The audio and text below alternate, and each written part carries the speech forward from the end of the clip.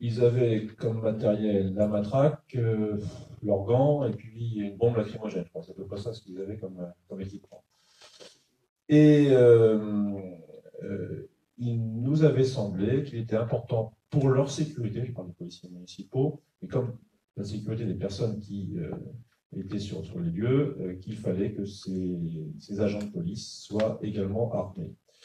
Voilà, ça avait été refusé à l'époque, et j'avais dit à monsieur le préfet, c'est pas très grave, on va revisiter les missions de la police municipale, et puis je vais leur faire traverser les passages cloutés. Je demandais qu'ils aident les personnes âgées à traverser les passages cloutés le matin, et puis jusqu'à 16h, puis après ils partiront chez eux, ils iront voir la télévision. Alors, il n'y avait pas encore, il faut pas oublier les paroles ou je sais pas quoi, mais voilà.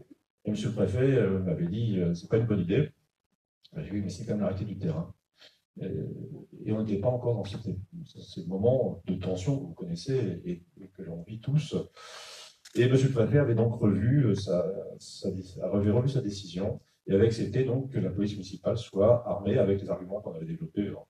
On peut tourner là aujourd'hui, mais ce qui nous paraissait important. Voilà. Aujourd'hui, on sait que, heureusement ou malheureusement, je ne sais pas comment il faut voir les choses, la plupart des polices municipales ont demandé un armement, les maires demandent l'armement, qu'on a mis des pare-balles, on a beaucoup évolué dans les équipements. C'est la situation qui veut ça. Et vous incitez, Madame le préfet, à ce que nos polices soient équipées aujourd'hui d'éléments de sécurité et je crois que ça va dans le sens, malheureusement, je dis, de l'histoire. Voilà, cette convention, alors j'ai demandé à ce qu'on fasse un petit topo. Normalement, elle doit être signée lorsque la commune comporte au moins 5 agents de police municipale. Nous en avons une quinzaine aujourd'hui. Si le maire souhaite armer ses policiers, ce qui est le cas aujourd'hui, et si le maire souhaite l'exercice des missions de ses policiers municipaux nocturnes en 23h et 6h, ce qui est également notre cas. Donc cette convention a tout son intérêt pour qu'on puisse aussi caler les missions des uns et des autres, parce que nous sommes aussi très respectueux des missions des uns et des autres. Je crois que nous sommes complémentaires dans ces missions. Il n'est pas question de marcher sur les plates-bandes de la police nationale, très clairement. Inversement, nous avons aussi d'autres missions. Je pense que là aussi on en parle beaucoup de police de proximité, même si je suis convaincu que la police nationale n'a pas perdu cette proximité, en tout cas sur notre territoire. Major est là et il pourrait le dire peut-être mieux que moi, mais je suis convaincu en tout cas que les policiers nationaux, dans le domaine que je connais bien sur le plan géographique, n'ont pas perdu ce travail de territoire. Et Mme Mérien, à l'époque, avait fait fort pour que ça soit maintenu. Je vous remercie. Et monsieur le commissaire, je continue dans la même lignée. Mais cette proximité, aujourd'hui, elle est réclamée aussi bien par les élus, par les services de l'État et par les habitants. Enfin, je crois que c'est important qu'on puisse avoir cette vision, ce dialogue avec des gens de terrain. Alors, nos compétences respectives, on les a déterminées, vous avez déterminé, le législateur les a déterminées, mais nous avons une grande complémentarité dans ces missions. Et sachez en tout cas que tous les commissaires et les DDSP qui sont passés ont toujours été attentifs à ce que cette complémentarité puisse s'exercer sereinement au sein de nos territoires.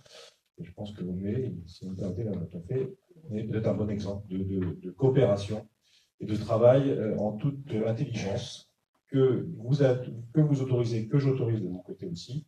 Et je crois qu'il ne se passe pas une journée sans que vous soyez en lien téléphonique ou en mission que vous appelez mixte, parce que vous avez aussi beaucoup de missions où les deux équipages, deux polices interviennent de manière simultanée et en lien. D'ailleurs, à ce titre, vous nous aviez autorisé, Mme Mérien, à l'époque, sous l'autorité aussi de Mme Macani, de pouvoir avoir, alors je ne connais pas assez bien les termes, mais la radio qui permettait de.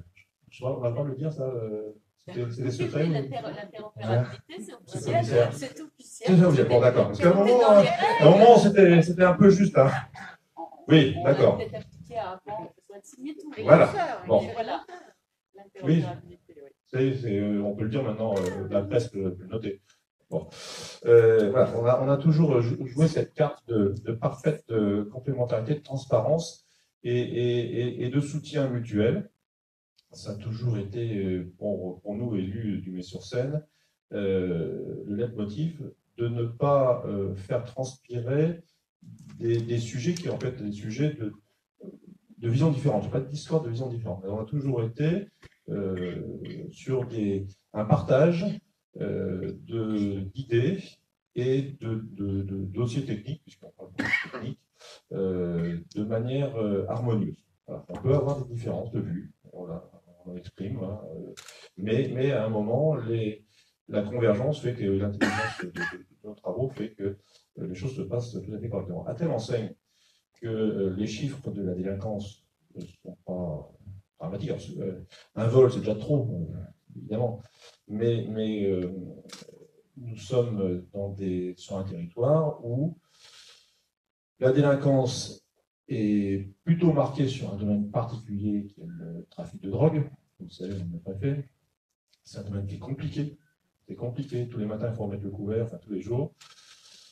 Et une certaine sérénité sur vol de voiture, cambriolage, etc. Ça n'existe pas, hein, bien évidemment. Mais c'est pas les dossiers les plus prégnants que nous avons à traiter. Oui, la drogue, c'est un problème majeur, notamment d'affichage, parce que ça se voit tout de suite. Le cambrioleur, il essaie de se dissimuler. Le dealer, il est en affichage permanent dans nos centres commerciaux, dans les halls d'immeubles. Donc c'est un sujet sur lequel, bien sûr, on travaille là aussi en parfaite osmose avec vos équipes, mais c'est un sujet compliqué. À aucun moment, en tout cas, mais rien si je dis des bêtises, on vous a mis en porte-à-faux, ça serait jamais voulu. On sait que c'est difficile et c'est complexe, même si nos débats ont été nourris, mais il y a quand même une grande complexité. Et vos équipes font un travail de terrain assez formidable, assez incroyable, qui peut parfois décourager, parce que quand on recommence, on en arrête un, deux, et puis le lendemain, il y en a trois qui sont revenus. Alors, soit ils sont déjà ressortis, soit ils viennent d'ailleurs, on ne sait pas trop d'où. Et voilà, en tout cas, ils font ce travail et je tenais à souligner et vous en remercier. Donc, cette convention permet aussi de fixer ces règles des uns et des autres, et ce partenariat et ce travail que l'on doit avoir. Alors, on a encore quelques sujets, Madame le Préfet, notamment, je vous ai parlé d'armement. Nous avons fait une demande pour un armement d'un autre calibre, puisque le calibre actuellement, c'est du 7,65, monsieur Messaoudi. 38 spécial. Alors voilà. J'ai fait mon service militaire il y a très longtemps et je me souviens plus de tout ça. Et on a fait une demande sur du 9 mm. Donc, c'est des armes, je crois, similaires à ce que posait la police nationale. C'est ça, Major, ce que vous avez? C'est pas tout à fait les mêmes que vous avez. Bon, enfin, c'est le même calibre. C'est le même calibre. Voilà, donc on a cette demande, Madame le Préfet, que nous avons adressée, des flashballs également. Et puis, nous souhaitons équiper nos agents de caméras piétons. Vous savez que là aussi, c'est un sujet où malheureusement, tout le monde conteste tout et que parfois, nos agents se trouvent dans une situation délicate, c'est leur parole contre d'autres personnes, la part d'autres personnes, et que ces caméras permettent, souvent d'apaiser la situation avant que ça s'envenime, et deux, quand il y a eu une difficulté, d'avoir au moins une trace de ce qui s'est passé. Voilà, parce que parfois, vous êtes face à des situations où il y a quelques tensions et ça peut vous emmener dans des situations compliquées après, où il faut vous expliquer. Bon, c'est une preuve complémentaire, en tout cas, du travail que vous avez pu faire, la qualité que j'ai rendu sur le travail.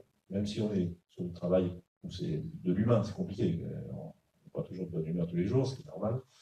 Mais globalement, ça permet d'apaiser les situations. Voilà. Donc nous avons ces sujets-là, Madame le Préfet, que nous vous soumettrons et on aura bien sûr votre validation, je l'espère, pour ces éléments.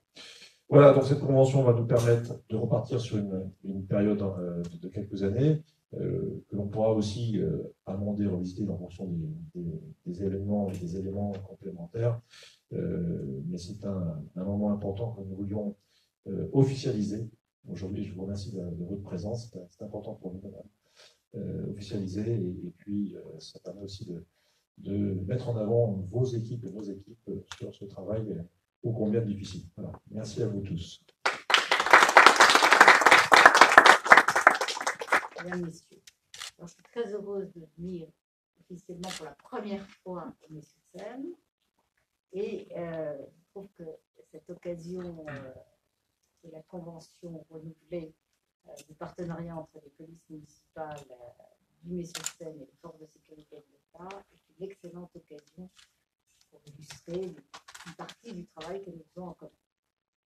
Les efforts réciproques, vous l'avez rappelé, monsieur le maire, en matière de sécurité ont apporté des résultats très probants et tout à fait encourageants, et on est plutôt dans une phase, on peut croiser les doigts, plutôt positive en termes de résultats. Et je pense que l'excellence des relations qu'entretiennent la police municipale et la police nationale n'y sont pas pour rien. Alors ces résultats, j'aurai l'occasion d'en venir plus en détail, tiennent effectivement à cette coopération entre la police municipale et la police nationale, qui existe, vous l'avez rappelé, depuis très longtemps, puisque la première convention, c'était l'année 2000, et qu'elle avait été complétée dès 2004, vous l'avez rappelé, par l'amendement de la police municipale. D'ailleurs, et vous venez encore une fois de l'illustrer, le sujet de l'équipement de vos policiers, monsieur le maire, je sais, a toujours été au cœur de vos préoccupations. Il y a, partant du diagnostic local de sécurité, ce que vous avez d'ailleurs souhaité faire apparaître dans la présente convention. Nous nous inscrivons donc dans le prolongement d'une coopération de longue date dont l'efficacité n'est plus à démontrer et dont les manifestations sont multiples, tant au niveau du partage des moyens que des informations. Le chef des postes s'appelle quotidiennement, je crois, pour échanger sur les éléments d'ambiance, car nous savons à quel point, justement, le partage d'informations est crucial dans la lutte contre la délinquance. Parce que les délinquants ne s'embarrassent pas de savoir si on est municipal, national, j'allais dire, c'est quand ils veulent bleu, quelle que soit l'origine de ce bleu, que les choses fonctionnent. Toutes les semaines, par ailleurs, vous organisez des opérations communes entre les forces. Tous les mois, la police municipale et la police nationale se réunissent avec les bailleurs des quartiers et les représentants des quartiers afin d'échanger des renseignements et des informations totalement opérationnelles, ainsi qu'évidemment, toujours positif pour recueillir, c'est la vie des quartiers, ça, les doléances des habitants. La collaboration des effectifs du commissariat de Melun et de la police municipale de Mets-sur-Seine s'exprime également à travers des procédures judiciaires d'envergure qui sont montées contre les, je pense en particulier à la plus récente, vous avez évoqué, le trafic de stupéfiants est au cœur de la délinquance dans votre commune. Et donc, fin 2017, il y a eu cette opération sur les trafiquants de drogue locaux, partant des coups de feu qui avaient été tirés dans le square des Sorbiers et les habitants qui se retrouvaient menacés de représailles s'ils aidaient à résoudre cette affaire. C'est dans ce contexte qu'une opération a été montée, qui a mobilisé justement conjointement l'ensemble des services de police nationale et municipale. Les surveillances ont permis de mettre en évidence un trafic florissant et une appropriation des parties communes au détriment des riverains. C'est grâce au travail minutieusement coordonné des enquêteurs et des effectifs de terrain, l'organisation du réseau a été analysée, les lieux de stockage trouvés et au final un important stock de drogue, d'armes, de liquides ont été retrouvés et l'intégralité des protagonistes du trafic condamnés à la prison ferme avec mandat de dépôt. Et vous le soulignez, monsieur le maire, c'est très compliqué le trafic des stupéfiants parce que les habitants ils voient la mousse. Et c'est ce qui les agace le plus. Mais la mousse, ce n'est pas ce qui est important pour nos forces de sécurité. L'important, c'est d'arriver à faire tomber les trafics et les réseaux bien plus importants. Et là, on voit bien que la collaboration des deux forces de sécurité, sur un plan totalement opérationnel, a permis d'aller très au-delà en liaison avec les habitants, peut-être d'expliquer d'ailleurs aux habitants que leurs petits renseignements pouvaient servir utilement et sans qu'ils soient mis en difficulté personnelle, on pouvait du coup faire un rassemblement complet de ces éléments. Je crois que c'est une opération exemplaire. Alors c'est justement ce genre de réussite qui doit motiver le renforcement de notre collaboration. Dans la lutte contre la délinquance et la préservation de l'état de droit, l'alliance de toutes les forces est indispensable, et c'est pourquoi aujourd'hui on va signer cette convention, qui va donner, l'idée étant de donner une nouvelle dynamique aux actions de sécurité de proximité, au bénéfice des habitants, bien évidemment, de L'Isle-sur-Seine. Et je le dirais, finalement, vous évoquiez tout à l'heure ce que vous demandiez, vous étiez des précurseurs sur demande d'armement, vous étiez précurseurs sur l'interopérabilité, et quelque part, la manière dont vous travaillez aujourd'hui, entre les acteurs de terrain, la police nationale, la police municipale, on est tout à fait dans l'esprit de la police de sécurité du quotidien que le gouvernement entend promouvoir. Parce que ce n'est pas uniquement de faire des zonages, ce n'est pas uniquement de mettre des forces en plus ou autre, c'est de travailler différemment en considérant que la sécurité est l'affaire de tous et que tout le monde a une part de sécurité et de prévention de la délinquance entre les mains, que ce n'est pas uniquement les forces qui sont dédiées à cette activité qui peuvent obtenir des résultats, en tout cas sur le long terme.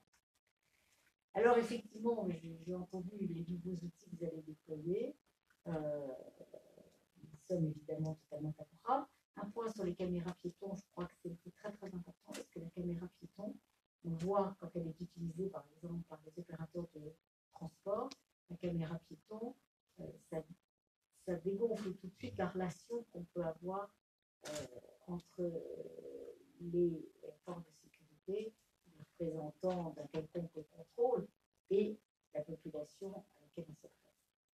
Et puis sur les armements, les flash-vols, moi je dirais simplement un point qui est très important. Je crois que pendant très longtemps, les autorités ont pu s'interroger sur le déploiement des armements lourds. Il y a un point qui est très important à la clé.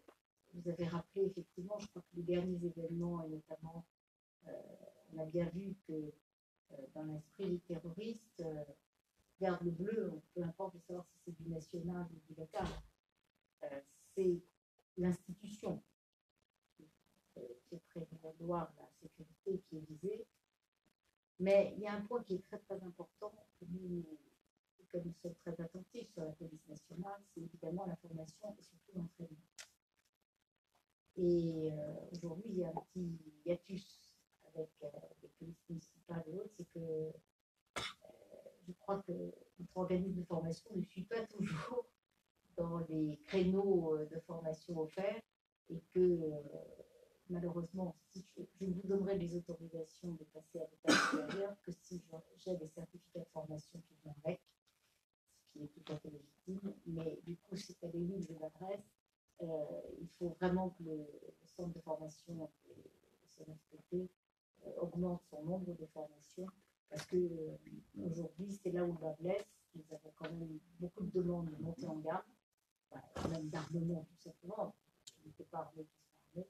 Aujourd'hui, je suis bloquée dans la délivrance des autorisations parce que je n'ai pas les certificats de formation. CNFPT est un peu en retraite. Voilà, alors écoutez, je souhaite longue vie à cette nouvelle convention renouvelée. Et puis, je m'invite à rester précurseur, encore une fois, sur tous les domaines qu'on a vus. Merci.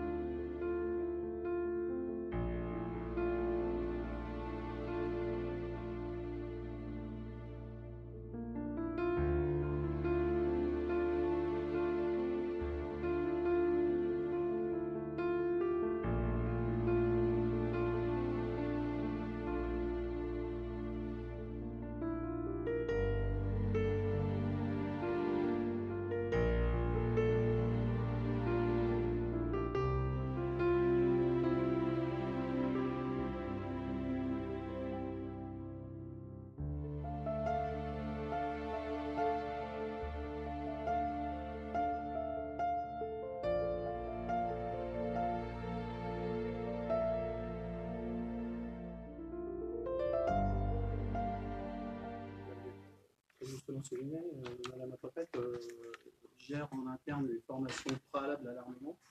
C'est-à-dire que tous les fonctionnaires de la police municipale qui vont utiliser un certain type d'armes se doivent au préalable être formés et ils ne peuvent porter ces armes sur la voie publique que dès lors qu'ils sont formés par ce même centre. Je voulais préciser en aparté, peut-être pour la presse, si vous me permettez, monsieur le maire, peut-être. Les caméras piétons étaient en expérimentation dans les polices municipales jusqu'à début juin. L'expérimentation est terminée. Il y a une remontée d'informations qui est attendue pour savoir si le législateur va pérenniser l'emploi de ces mêmes caméras au sein des polices municipales ou pas. Voilà. Et là, on est donc en attente de savoir si on va pouvoir pérenniser l'emploi de ces caméras piétons au sein des polices municipales ou si elles vont être purement et simplement retirées de l'emploi. Nous, on les a déjà achetées. Nous les avons.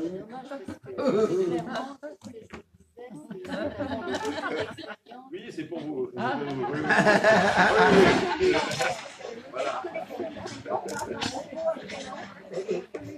Très original.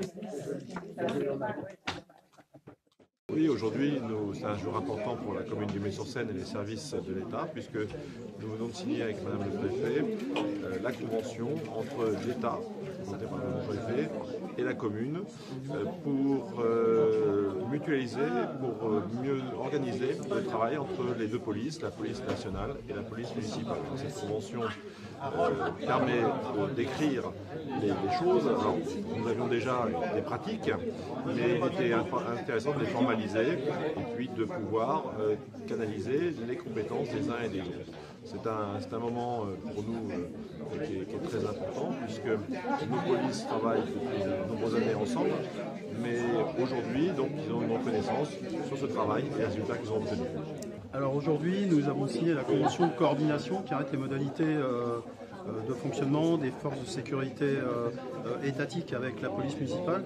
C'est-à-dire que chaque maire qui possède une PM qui compte plus de 5 agents ou un maire qui voudrait faire travailler ses effectifs sur des créneaux horaires de nuit, 23h, 6h, ou dès lors qu'il veut armer sa police municipale, il a l'obligation de faire auprès des services de l'État une demande. Cette demande elle est officialisée par le biais de cette convention. Alors cette convention va y intégrer toutes les modalités, comme je vous le disais, donc les horaires, l'armement, les missions des policiers municipaux, mais en plus de ça, l'évaluation qui doit être faite régulière avec des remontées pour information au parquet et à la préfecture.